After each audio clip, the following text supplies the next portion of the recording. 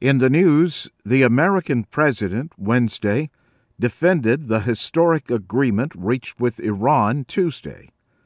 Barack Obama said the deal represents the world's best way to ensure that Iran does not get a nuclear weapon. The agreement, in his words, cuts off every single path for Iran to build a nuclear bomb. And he said that makes the United States and the world safer. Also Wednesday, the United States proposed a United Nations measure to end all international restrictions linked to Iran's nuclear program. However, a UN ban on trading arms with Iran would remain in place for 5 years. A ban on ballistic missiles trade would continue for 8 years. Greek anti-austerity demonstrators threw explosives at police in Athens Wednesday. Police sprayed tear gas in return.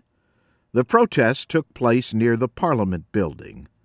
Lawmakers inside were debating terms for a new debt agreement from Greece's European lenders.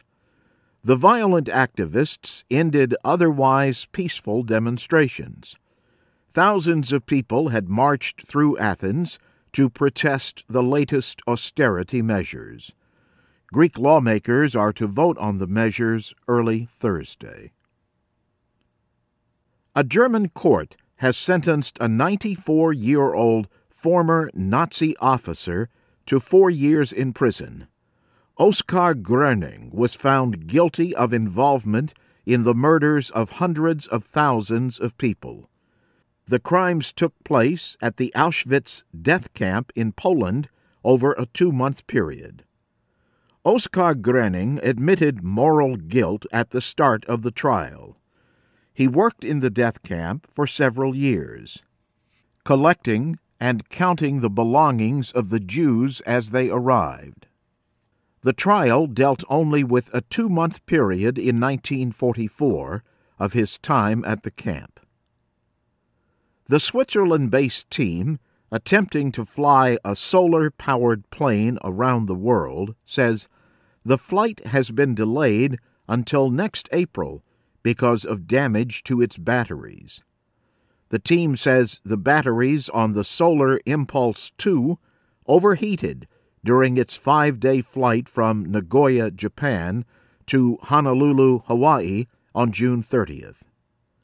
Pilot Andrei Borschberg landed the Solar Impulse 2 near Honolulu on July 3rd, after traveling a record-breaking 118 hours across the Pacific Ocean.